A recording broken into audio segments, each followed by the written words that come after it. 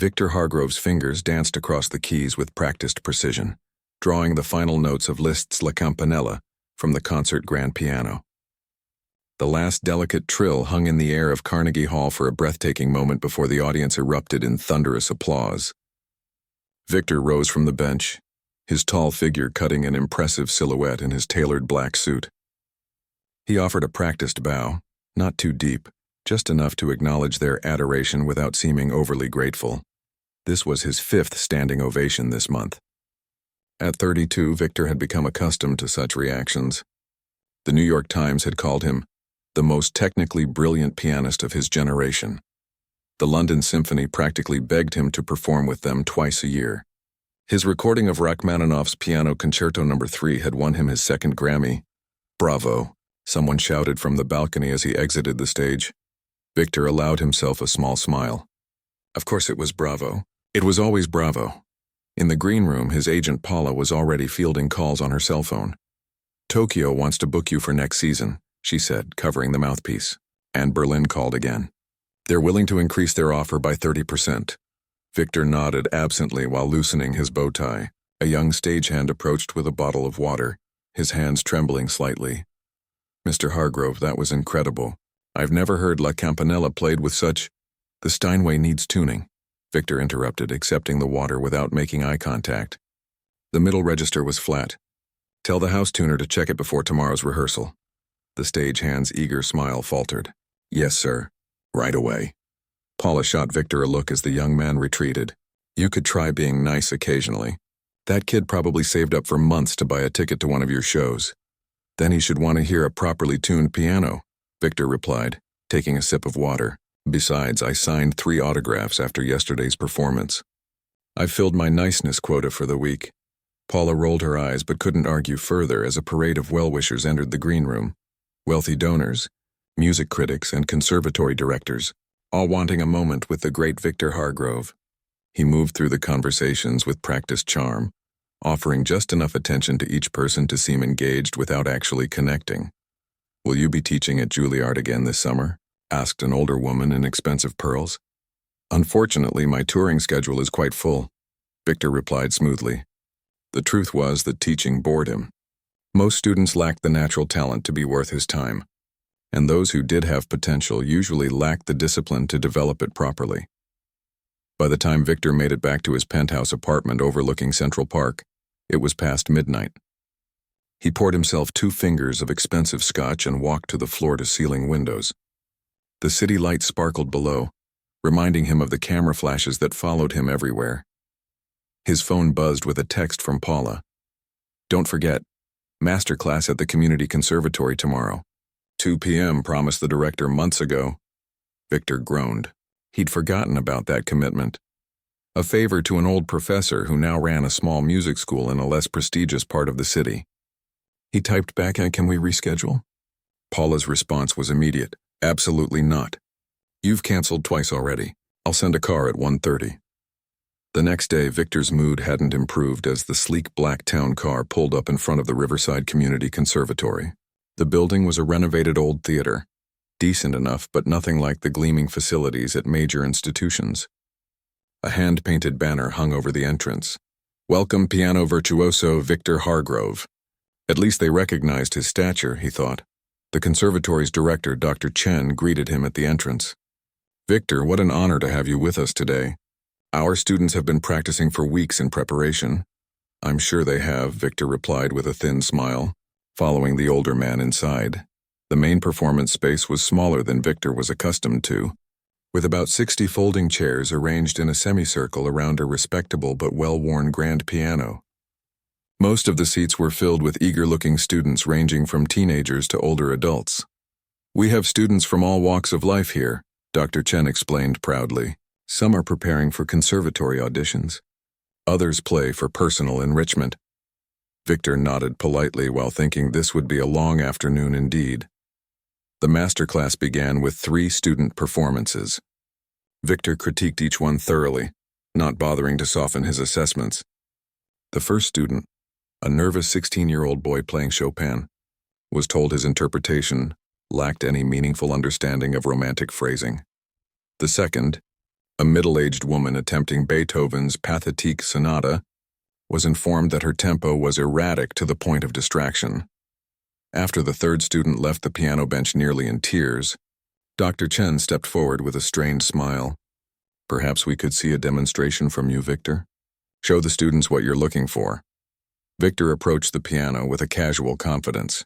This, at least, was something he enjoyed. He sat at the bench, adjusted its height, and launched into the third movement of Beethoven's Moonlight Sonata. His fingers flew across the keys with impossible speed and precision, drawing gasps from the audience. He didn't need to think about the notes, they simply flowed through him, as natural as breathing. When he finished, the room exploded with applause. Victor acknowledged it with a nod and turned to the students. That's how it should sound. The difference between an amateur and a professional isn't just practice. It's an innate understanding of the music that can't be taught.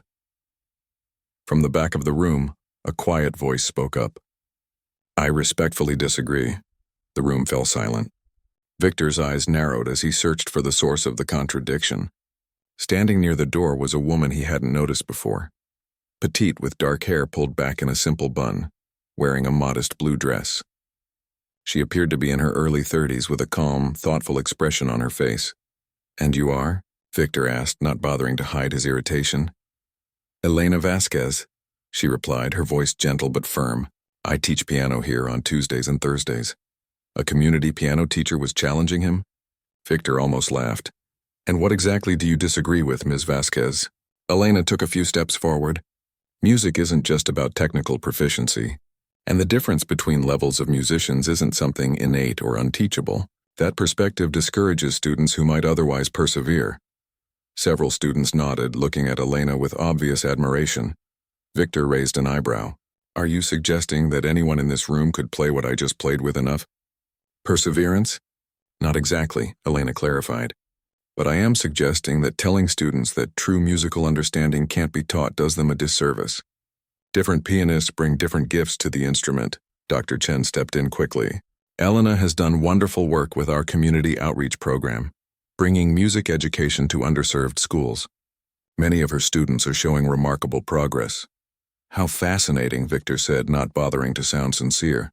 "Perhaps we should continue with the scheduled program." Throughout the rest of the masterclass, Victor found his attention repeatedly drawn to Elena, who sat quietly observing from the side of the room. There was something about her calm confidence that irritated him deeply.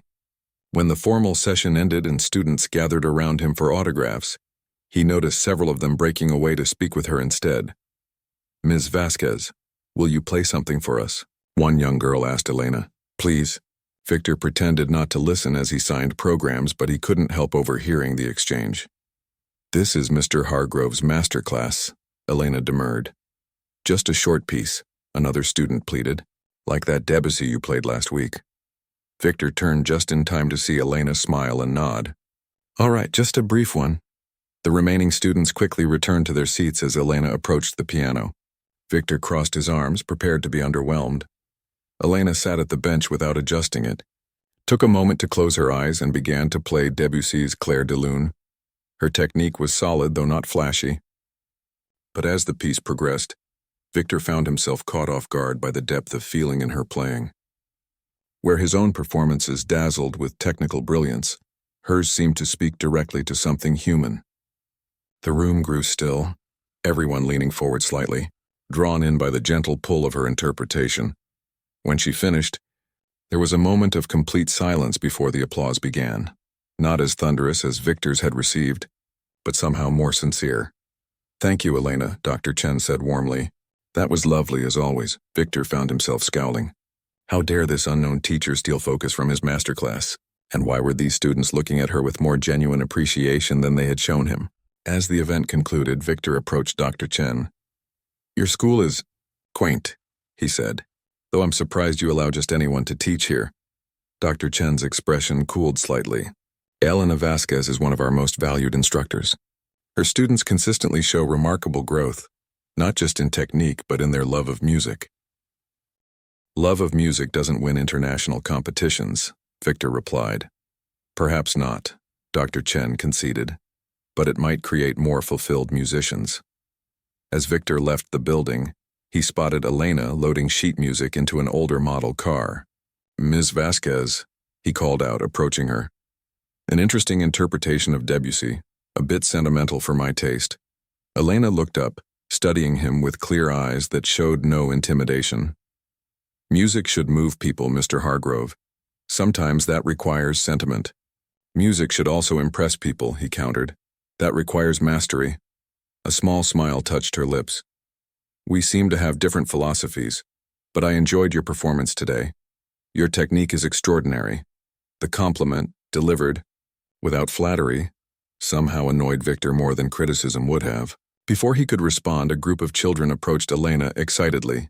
"Ms. Elena, are we still having our lesson at the community center?" Her face brightened. "Of course. I'll meet you all there in 20 minutes. Victor watched as she greeted each child by name, asking specific questions about their practice that week. Something uncomfortable stirred in his chest, something he didn't want to examine too closely. "Good day, Mr. Hargrove," Elena said politely before driving away with a car full of eager young pianists, leaving the renowned virtuoso standing alone on the sidewalk, puzzled by the strange feeling that he had somehow lost a contest he didn't know he was in. 3 weeks after the masterclass, Victor found himself adjusting his bow tie in front of a mirror at the annual Music for Tomorrow charity gala. He hated these events, full of wealthy donors who couldn't tell Chopin from Brahms, but loved to pretend they could. Still, Paula insisted his presence was necessary for maintaining his public image. "The Arts Foundation gave you that grant when you were 24, she had reminded him. "The least you can do is show up and smile for a few hours." The ballroom of the Grand Hotel sparkled with crystal chandeliers and the jewelry of New York's elite. Victor moved through the crowd with practiced ease, accepting compliments with gracious nods and deflecting attempts at lengthy conversation. He was heading toward the bar when he spotted a familiar face, Dr. Chen from the Community Conservatory, deep in conversation with an elderly woman whose diamonds could probably fund his school for a year. Victor contemplated avoiding them, but Dr. Chen looked up and waved him over. "Victor, wonderful to see you again. Mrs. Whitmore was just telling me how much she enjoyed your performance with the Philharmonic last month." The elderly woman beamed. "Absolutely transcendent, Mr. Hargrove. Your Tchaikovsky brought tears to my eyes." "You're too kind," Victor replied, the words flowing automatically. "The orchestra deserves most of the credit." "Nonsense," Mrs. Whitmore insisted.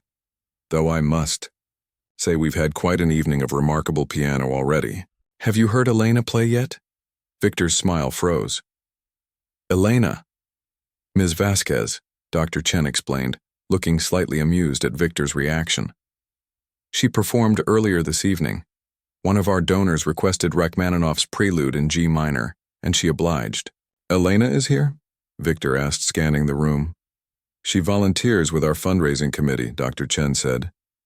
"She's quite dedicated to our scholarship program for underprivileged students." Of course she was, Victor thought. Saint Elena, teaching poor children and charming wealthy patrons in her spare time. "I had no idea community teachers were invited to these events," Victor said, immediately regretting how snobbish the word sounded. Mrs. Whitmore's eyebrows shot up. "Elena is hardly just a community teacher, young man. She's one of the most gifted pianists I've heard in decades. She simply chooses to focus her talents on education rather than performance." Before Victor could respond, a ripple of excitement moved through the crowd.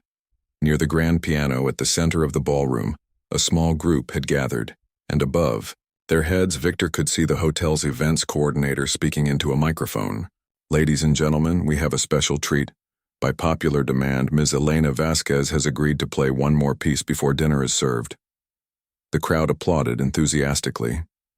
Victor followed Dr. Chen and Mrs. Whitmore closer to the piano, his curiosity getting the better of him. Elena appeared, wearing a simple dark green dress that was elegant but nowhere near as extravagant as what the other women wore. She smiled shyly at the crowd, seemingly uncomfortable with the attention, then sat at the piano bench. "I've been asked to play Rachmaninoff's Prelude in C-sharp minor," she said softly into the microphone. "It's one of my favorites, though quite melancholy. I hope you enjoy it." Victor positioned himself where he could watch her hands. The piece she'd chosen was notoriously difficult, one he'd mastered as a teenager. He was prepared to find flaws in her technique, ready to mentally catalog every imperfection. The opening notes thundered through the ballroom, deep, resonant chords that immediately silenced all conversation. Victor watched, initially with critical detachment, but soon with growing confusion. Her technique was impeccable, yes, but there was something more.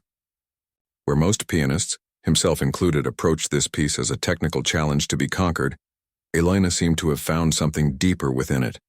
A story, a voice, a human cry that transcended the notes on the page.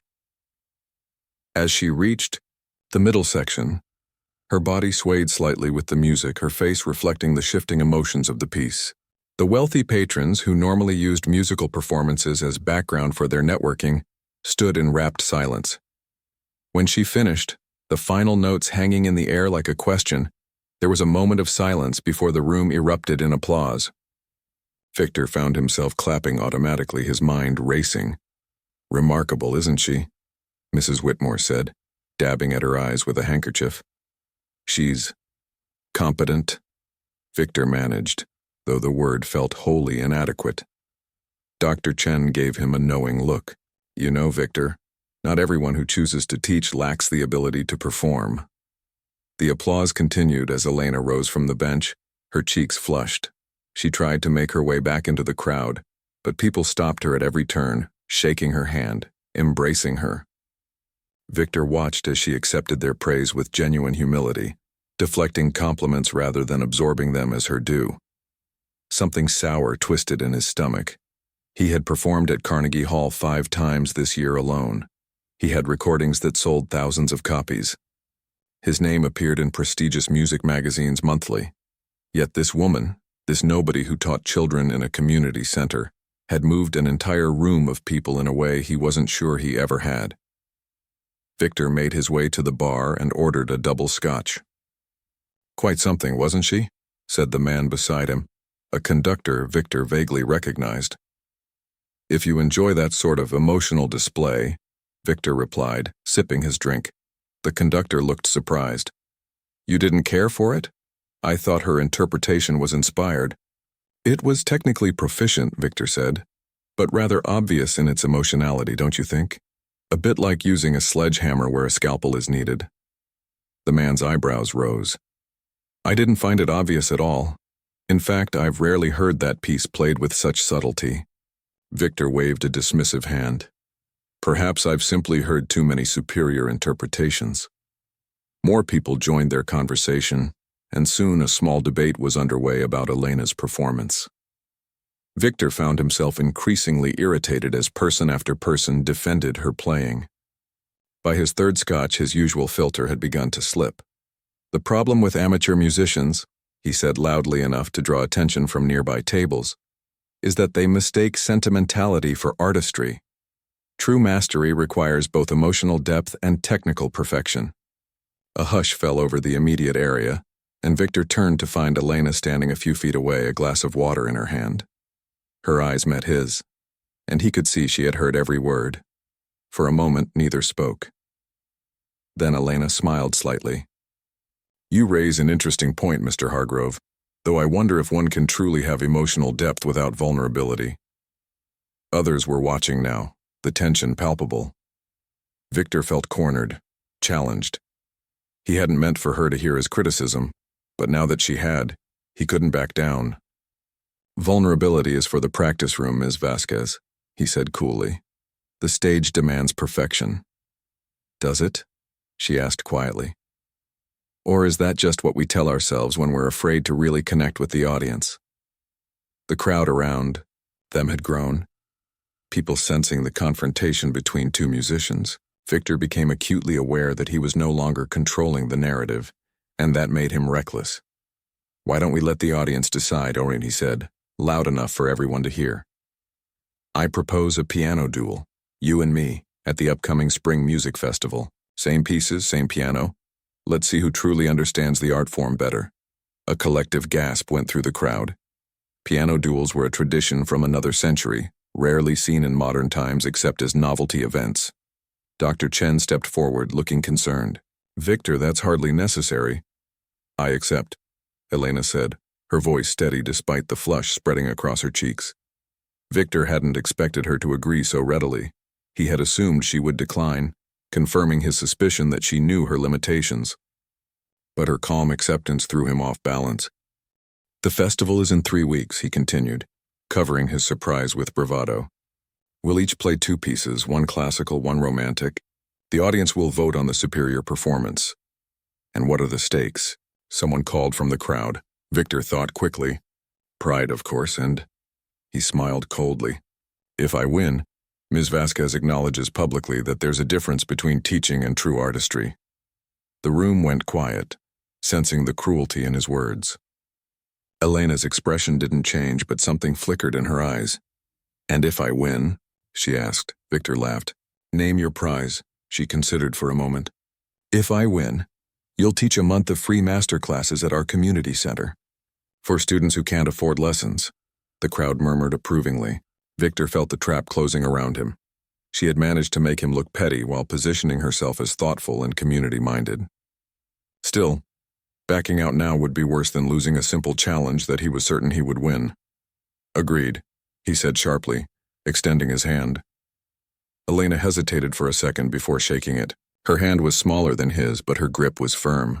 As conversations erupted around them, Victor caught Paula glaring at him from across the room. He ignored her, ordering another scotch. You're making a mistake, Dr. Chen said quietly as the crowd dispersed. Am I? Victor replied, his pride now fully engaged. I've been performing professionally for 15 years. She teaches children Twinkle, Twinkle, Little Star. Dr. Chen shook his head. There's more to Elena's story than you know. Save the mystery for someone who cares, Victor said, draining his glass. In 3 weeks, everyone will understand the difference between a hobbyist and a master. But as he watched Elena across the room, gracefully fielding questions about the upcoming duel with obvious discomfort at being the center of attention, an unfamiliar doubt crept into Victor's mind. He pushed it away. He was Victor Hargrove. He didn't lose at anything, especially not playing the piano. The morning after the charity gala, Victor woke to his phone buzzing incessantly. He groaned, his head pounding from too much scotch, and squinted at the screen. 12 missed calls from Paula, 23 text messages, and an email from his publicist with the subject line, "What have you done?" He sat up slowly, memories of the previous night coming back in uncomfortable flashes. The charity event, Elena's performance, his challenge. The piano duel, damn it, he muttered, reaching for a glass of water. His phone rang again. This time he answered. Before you start yelling, he said, remember that you work for me. And remember that I'm the only reason you still have a career despite your personality. Paula shot back. A piano duel? Really, Victor? What century is this? It's just a bit of friendly competition, he said, though there had been nothing friendly about it. It's all over social media, Paula said. Someone recorded the whole thing on their phone. Famous pianist bullies community teacher. You're being roasted online. Victor flinched. I wasn't bullying her. She accepted the challenge. What choice did you give her? You embarrassed her in front of the entire New York arts community. Victor paced his apartment, the morning sun glinting off the buildings across Central Park. It doesn't matter. In 3 weeks, everyone will forget about this when I wipe the floor with her at the festival. There was a long silence on the other end of the line. Victor, Paula said finally, her voice oddly careful. Do you know anything about Elena Vasquez? She teaches piano to underprivileged kids, Victor said dismissively. What else is there to know? I did some research last night. She was a student at Juilliard. On a full scholarship, Victor paused. So she graduated at the top of her class. There was talk of her being the next big thing in classical piano. She won 3 international competitions before she turned 20.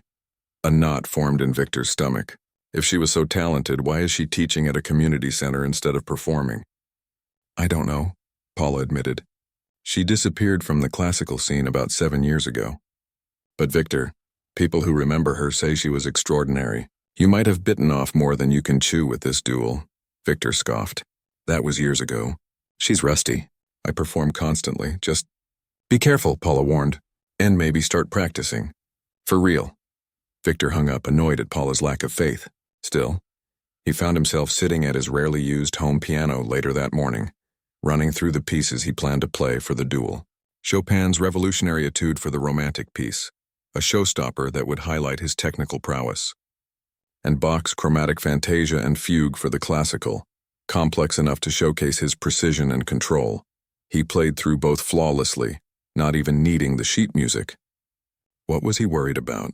This would be like any other performance, better even since the stakes were so low.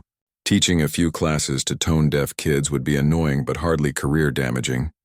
For the next week, Victor maintained his usual schedule, a commercial recording session, a meeting about an upcoming tour, a photo shoot for a luxury watch brand that sponsored him. He practiced occasionally when he remembered but felt no urgency. His technique was flawless, always had been. 10 days before the festival, Victor was having lunch with the director of the Philharmonic when the man mentioned Elena. "I saw her perform years ago, before she stepped back from the concert circuit," the director said. "Such a shame. Her Schubert was unlike anything I've heard."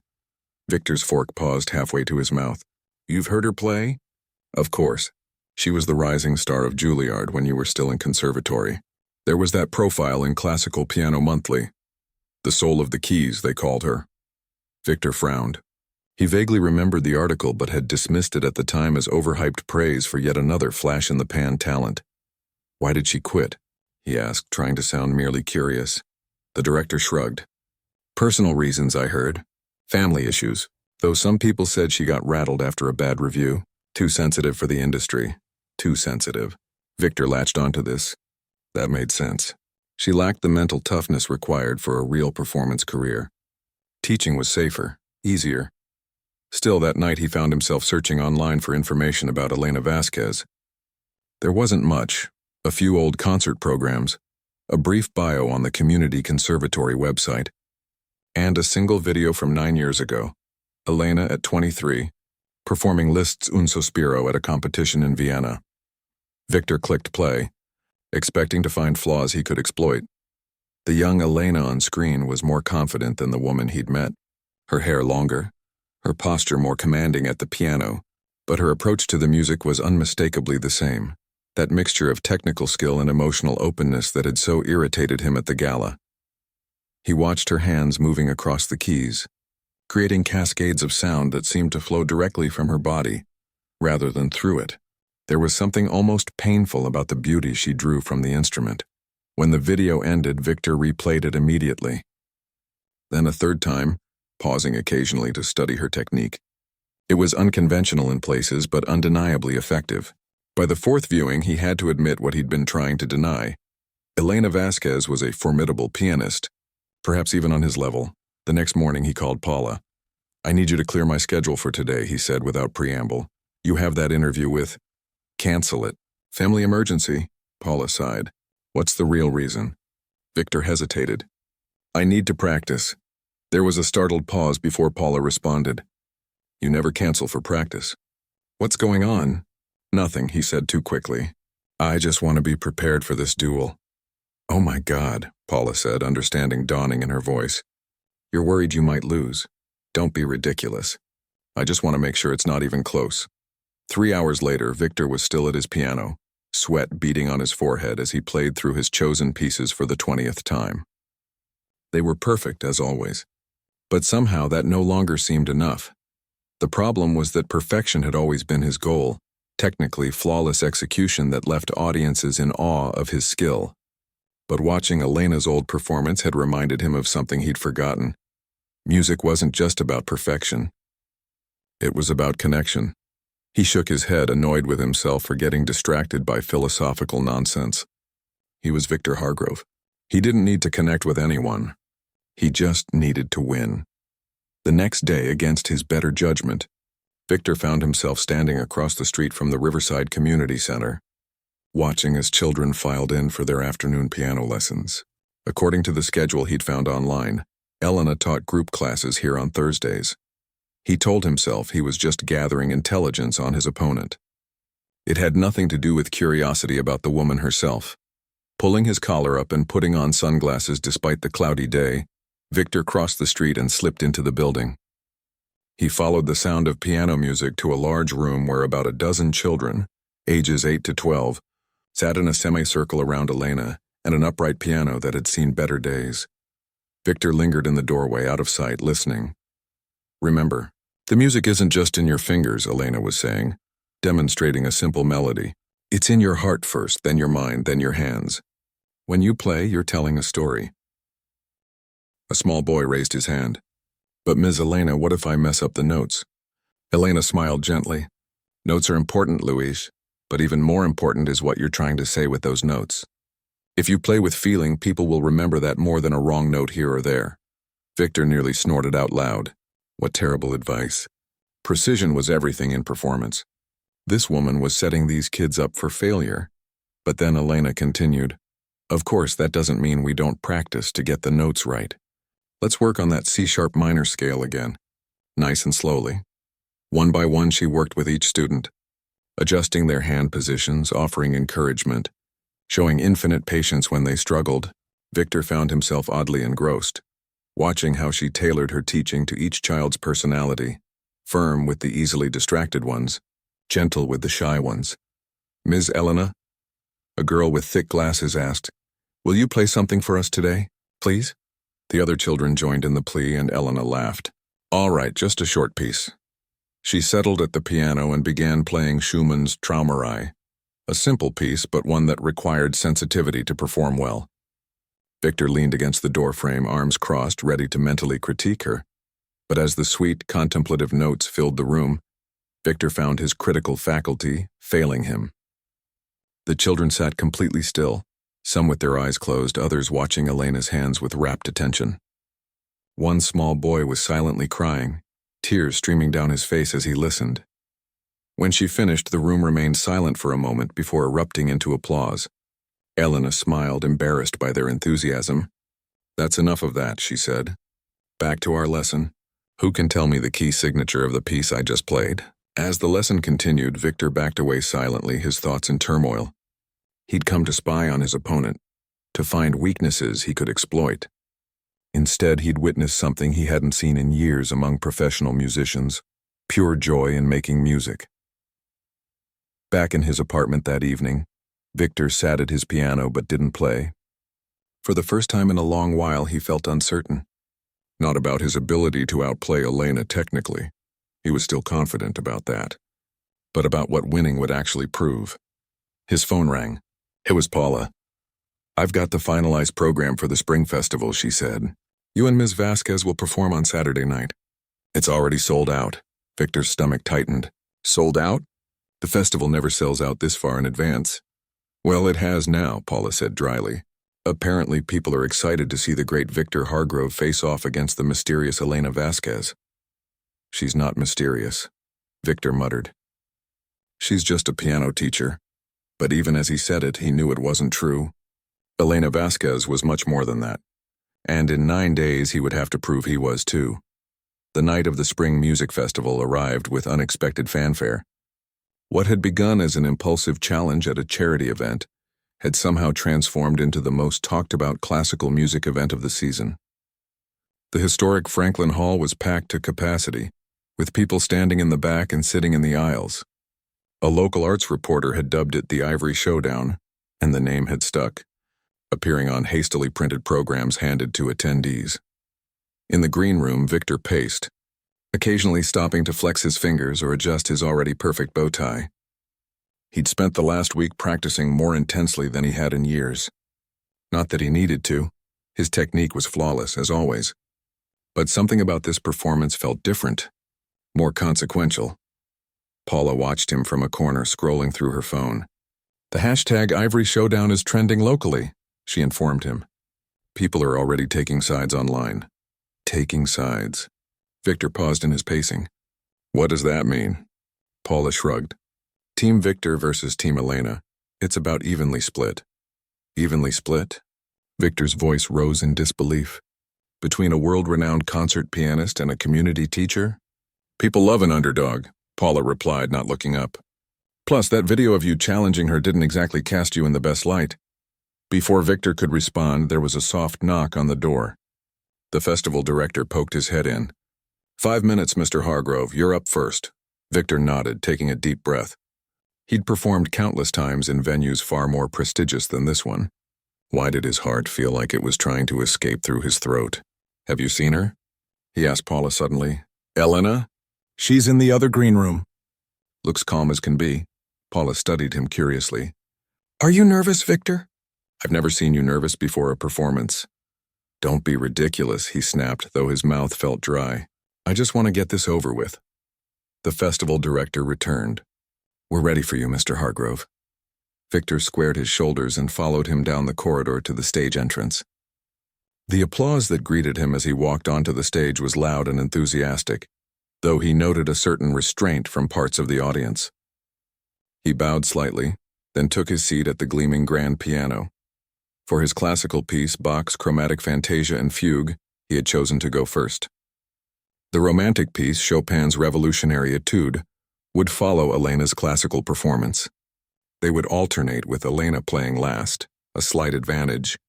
Victor had thought when proposing the format, as the final performance would be freshest in the judges' minds now, facing the expectant audience. Victor placed his hands on the keys and felt their familiar coolness. He closed his eyes for a moment, gathered himself and began to play. The Bach flowed from his fingers with the precision of clockwork. Each note was exactly where it should be, each phrase shaped with mathematical perfection. Victor felt himself relax into the performance. This was what he was born to do. This was why his name was known in concert halls around the world. As he navigated the complex fugue section, he allowed himself to glance at the audience. They were attentive, appreciative. In the front row, he spotted Dr. Chen and several of Elena's students from the community center, their young faces solemn with concentration. When he finished, the applause was generous and warm. Victor rose, bowed, and exited the stage, passing Elena in the wings. She wore a simple black dress, her hair pulled back in its usual bun. She gave him a small nod. "Beautifully played," she said quietly. Victor, surprised by the genuine compliment, merely nodded in return. Back in the green room, he declined Paula's offer to watch Elena's performance on the backstage monitor. "I've heard her play," he said dismissively. "I know what to expect." But as the minutes ticked by, he found himself drawn to the monitor despite himself. Elena had chosen Bach's Prelude and Fugue in C minor from the Well-Tempered Clavier for her classical piece. Less technically demanding than Victor's selection, but with its own challenges. Victor watched, initially with critical detachment, as Elena settled at the piano. Her posture was different on stage, more assured than during her community center lessons, though still lacking the commanding presence he brought to performances. She began to play, and Victor immediately noticed her approach to Bach was unlike his own. Where he emphasized structure and precision, she found a singing quality in the music, a human voice within the mathematical patterns. It wasn't that her playing lacked precision, every note was clear and intentional, but she seemed to be telling a story rather than demonstrating a skill. The audience's response was fascinating to watch. They leaned forward in their seats, many with their eyes closed, allowing themselves to be carried by the music rather than merely appreciating it. When she finished, their applause seemed warmer, more personal somehow than what Victor had received. "Interesting interpretation," he said to Paula, who had been watching him watch the monitor. "A bit romantic for Bach, don't you think?" Paula raised an eyebrow. "Is that what you're going with?" Because the audience seemed to love it. Victor turned away, irritated. "It's not a popularity contest. It's about musical mastery." "Right," Paula said. "And that's definitely why you've been pacing like a caged tiger for the past hour." The festival director appeared again. "You're up, Mr. Hargrove, romantic piece." Victor returned to the stage, the applause slightly more restrained this time. He sat at the piano, flexed his fingers, and launched into Chopin's Revolutionary Etude with ferocious energy. This piece had always been one of his showstoppers, the cascading, left-hand passages requiring stamina and precision that few pianists could match. He attacked the keyboard, drawing every ounce of drama and passion from the revolutionary music. His fingers flew across the keys at breathtaking speed, never missing a note even in the most difficult passages. By the time he reached the final chords, he was breathing heavily, a sheen of sweat on his forehead. The audience erupted in applause, some rising to their feet. Victor stood, took his bow, and left the stage with a sense of satisfaction. Let Elena try to top that. Back in the green room, Victor toweled off his face and accepted a bottle of water from Paula. That was fantastic, she said. Best I've ever heard you play it. Victor nodded, though a strange dissatisfaction lingered. Yes, he had played perfectly, but watching the monitor as Elena took the stage for her romantic piece, he felt a twinge of something unfamiliar. Doubt, perhaps. She had chosen Chopin as well, but not a technical showpiece. Instead, she began to play the Nocturne in C minor, a piece of deep melancholy and restrained emotion that required subtlety rather than fireworks. From the first notes, Victor knew he was witnessing something extraordinary. Elena seemed to disappear into the music, her body swaying slightly, her face reflecting the shifting emotions of the piece. The hall grew so quiet that the soft pedal work was clearly audible. Several audience members were openly crying. Victor found himself holding his breath. There was a vulnerability to her playing that he had always avoided in his own performances, a willingness to expose something raw and human. It wasn't just that she played the notes perfectly, though she did, but that she seemed to live inside the music, to become a vessel for something larger than herself. When she finished, there was a moment of complete silence before the audience rose in a standing ovation. The applause continued for so long that the festival director had to eventually step onto the stage to quiet the crowd. Victor sat heavily in his chair, a cold realization settling over him. He had spent his life pursuing technical perfection, believing that mastery meant flawless execution, but watching Elena, he understood that he had been missing something essential. Music wasn't just about playing the right notes at the right time. It was about connecting with the composer, with the audience, with something deeper in oneself. Victor? Paula's voice broke through his thoughts. They're announcing the results. He followed her back to the stage, where he and Elena stood side by side as the festival director opened an envelope. Ladies and gentlemen, after careful consideration of both performances, our panel of judges has reached a decision. The director paused for dramatic effect. The winner of tonight's piano duel is Ms. Elena Vasquez. The audience erupted again. Elena looked stunned, color rising in her cheeks as she accepted the small trophy and modest bouquet of flowers. Victor stood frozen, the reality of his defeat washing over him in waves. He had never lost a competition. Never. The festival director turned to him expectantly. Mr. Hargrove, would you like to say a few words? The audience quieted, all eyes on Victor. This was the moment that would define him, not just as a pianist, but as a person. He could feel the weight of his reputation, his ego, his entire identity pressing down on him. He looked at Elena, who was watching him with a mixture of sympathy and concern, and then at the audience, where Dr. Chen sat with those children from the community center, their eyes wide with wonder at their teacher's triumph. Victor stepped to the microphone, his heart pounding. I would like to congratulate Ms. Vasquez, he said, his voice sounding strange to his own ears. Her playing tonight reminded me of something I had forgotten about music. He paused, gathering his thoughts. Technical skill is important, yes, but music is ultimately about communication, about reaching people's hearts. Ms. Vasquez did that more effectively than I did tonight. A murmur of surprise ran through the crowd. Victor Hargrove admitting defeat, acknowledging another musician's superiority. I look forward, he continued, to teaching those master classes at the community center. I suspect I may learn as much as the students. He stepped back from the microphone and extended his hand to Elena. She took it, her expression a mixture of gratitude and respect. Thank you, she said softly, for his ears only. That was gracious of you. Victor nodded, a strange lightness beginning to replace the crushing weight of his defeat. As they left the stage together, applause following them, he realized that something fundamental had shifted inside him. For the first time in years, he felt curious about music, about teaching, about what else Elena might be able to show him about the art form he had thought he had mastered. Drink? Paula asked as they reached the green room, her expression carefully neutral. Not tonight, Victor replied, surprising himself. I think I need some time to think. As he gathered his things, he could hear the excited voices of Elena's students in the hallway, congratulating their teacher. One of them, the boy who had cried during Traumerei at the community center, was saying, You played like the music was alive, Miss Elena. Victor smiled faintly. Out of the mouths of babes. The music was alive when Elena played it. and somehow he needed to figure out how to bring his own music to life again. 2 weeks after the duel, Victor stood outside the Riverside Community Center, his leather briefcase feeling unusually heavy in his hand. He checked his watch, 10 minutes early for his first masterclass. He'd never been early for anything in his life.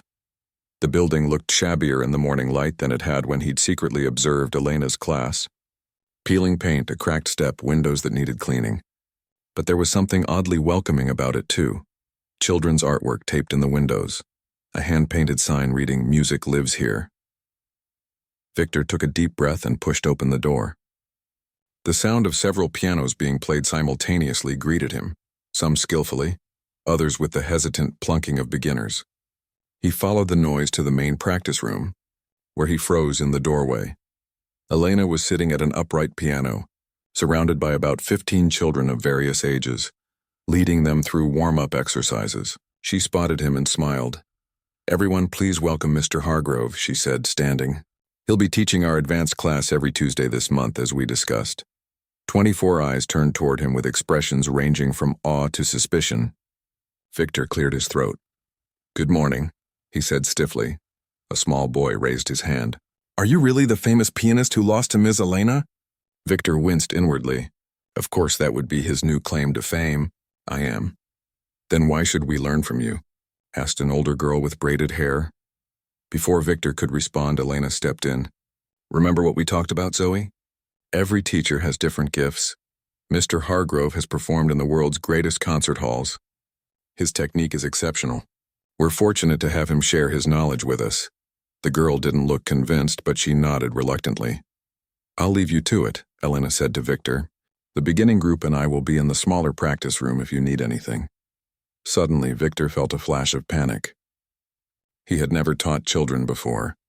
His few teaching experiences had been with advanced conservatory students, and even those had been more about asserting his superiority than actual instruction. "Perhaps you could stay," he suggested, trying to sound casual, "just for today, to observe." Elena studied him for a moment, then nodded. "Of course. I'm curious to see your approach." The next hour was one of the most humbling of Victor's life. He started by demonstrating a Czerny exercise, playing it with his usual flawless technique. The students watched politely. "Now you try," he instructed. One by one, the students attempted the exercise. Some came close, others struggled terribly. Victor found himself growing frustrated. "No, no," he said to a boy of about 12 who kept missing a key transition. "Like this." He played the passage again. The boy tried again.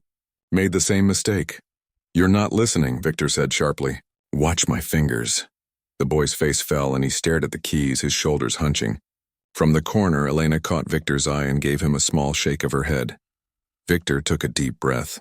This wasn't working. But he didn't know another way. "May I?" Elena asked quietly, moving to sit beside the boy. Victor stepped back, watching as she placed her hands over the boy's, not playing for him, but guiding his fingers through the motion.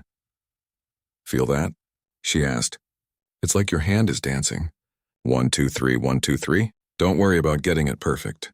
Just feel the dance." The boy tried again. This time, though still not perfect, he made it through the transition. "Better," Elena exclaimed, giving his shoulder a squeeze. "Much better, Luis," the boy beamed. For the rest of the class, Victor found himself watching Elena as much as the students, noting how she balanced encouragement with instruction, how she tailored her approach to each child's personality and learning style. By the end of the hour, he felt exhausted, as if he'd given a 3-hour recital. "Not what you expected?" Elena asked as the students filed out. Victor shook his head. "I don't know how you do this every day." "It gets easier," she said, "and the rewards are worth it." "I'm not sure I'm cut out for teaching," Victor admitted. Elena considered him thoughtfully. "Perhaps not like this, but everyone has something to offer, Victor. You just need to find your way." Over the next few sessions, Victor began to adjust his approach. He still emphasized technique. That was what he knew best. But he learned to demonstrate more and criticize less. He discovered that stories about famous pianists he'd met captivated the students' attention, making technical lessons more palatable. During his 3rd week of teaching, Elena invited him for coffee after class. They sat at a small cafe across from the community center, watching people pass by on the sidewalk. "You're improving," she said, stirring sugar into her cup. Luis asked if you could be his regular teacher. Victor felt an unexpected surge of pride. He's talented. With proper training, he could be exceptional. That's the first time I've heard you praise a student without adding a critique, Elena observed with a smile. Victor shrugged, somewhat embarrassed. I'm learning. A comfortable silence fell between them. Victor found himself studying Elena's face, the gentle lines around her eyes, the way she absently tucked a strand of hair behind her ear. Why did you leave performing? He asked suddenly. Paula, my agent, she told me you were considered a rising star. You won competitions, had offers from major orchestras. Elena's smile faded. She looked down at her coffee. It's a long story. I have time, she sighed. My grandmother got sick.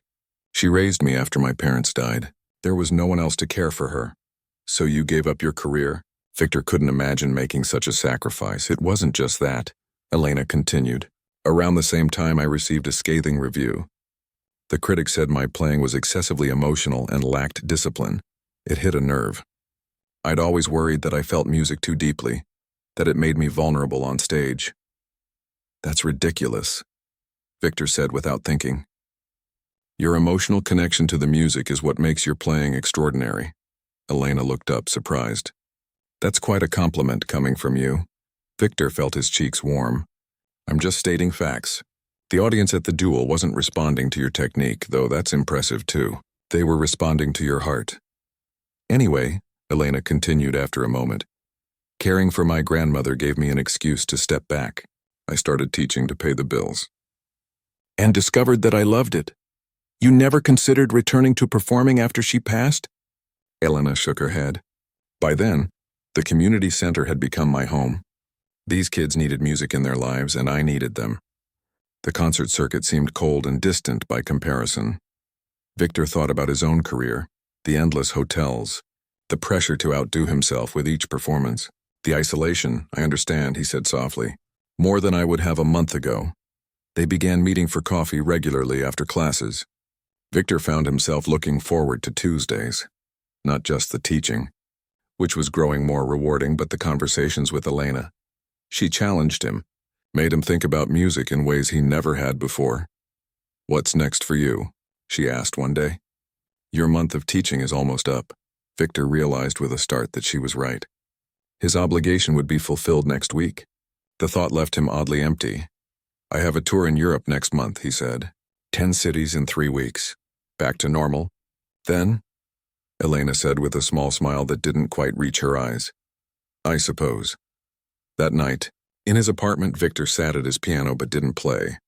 Instead, he thought about the past month, the children's faces when they mastered a difficult passage, the simple joy of making music without the pressure of perfection, the way Elena looked at him with growing respect. His phone rang. It was Paula. The Berlin Philharmonic called, she said without preamble. They want to know if you'd consider a slightly different program for your appearance next season. Something more emotional. Apparently someone sent them a recording of your Chopin from the Duel. Victor was silent for a moment. Who sent it? No idea. But they said it showed a side of you they hadn't heard before, more vulnerable. They liked it. After hanging up, Victor walked to the window. The city lights blurred as he gazed out, his mind racing. He had spent his entire adult life building a reputation as a technical master. The idea of deliberately embracing vulnerability on stage terrified him. And yet, the final Tuesday arrived too quickly. Victor taught his last masterclass with a heaviness in his chest he couldn't explain. The students presented him with a handmade card signed by all of them. Come back soon, they had written. We need more stories about famous pianists. Afterward, he and Elena walked to their usual cafe. You've done well, she said. The students will miss you. I've been thinking, Victor said, choosing his words carefully. The community center's piano is in terrible condition. Elena laughed. Tell me something I don't know. We tune it as often as we can afford, but it's 30 years old at least. I'd like to donate a new one, Victor said. A proper grand, and... He hesitated. I'd like to continue teaching. Once a week. When I'm in town. Elena stared at him. Are you serious? Completely. These past weeks have changed something in me, Elena. I've remembered why I started playing in the first place. It wasn't for the acclaim or the reviews. It was because music made me feel alive. And teaching the children makes me feel useful, Victor finished. Like I'm part of something larger than myself. Elena's smile was radiant. They'll be thrilled, especially Luis. There's something else, Victor added, his heart beating faster. I'm doing a benefit concert next month. For music education programs. I'd like you to play with me. A duet. Victor, Elena protested. I haven't performed publicly in years. Exactly why you should. Not for the critics or the audience, but for yourself. For the music, she hesitated, then nodded slowly. What piece did you have in mind? Schubert's Fantasy in F minor for 4 hands, Victor said. It's challenging but beautiful. Like returning to performing. 6 weeks later, they sat together at a single piano on the stage of Carnegie Hall. The benefit concert had sold out in hours after Victor announced that Elena Vasquez would be joining him for a special duet. As the lights dimmed, Victor glanced at Elena beside him. Her hands trembled slightly on the keys. Nervous? He whispered. She nodded. Terrified. Don't be, he said softly. Just play like you do for the children. Like the music is alive. Their eyes met and something unspoken passed between them. Then they turned to the keys, took a breath together and began to play. The Schubert fantasy unfolded between them, their hands occasionally crossing, their bodies swaying in unison with the music. Victor found himself listening as much as playing, responding to Elena's phrasing, finding new dimensions in a piece he'd known for years. When they reached the final chords, there was a moment of perfect silence before the audience erupted in applause. Victor and Elena stood together, bowing hand in hand. As they walked off stage, Victor felt a lightness he hadn't experienced in years. His career would continue. He still loved performing too much to give it up entirely. But it would be different now. More balanced, more connected. What are you thinking? Elena asked as they reached the green room. Victor smiled. That sometimes losing is the only way to win. She laughed, the sound as musical as her playing. Does that mean you're admitting I'm the better pianist? It means, Victor said, taking her hand, that you taught me how to be a better musician, and perhaps a better person. Elena's fingers tightened around his. We're just getting started, Victor Hargrove. For once in his life, Victor was content not to have the last word.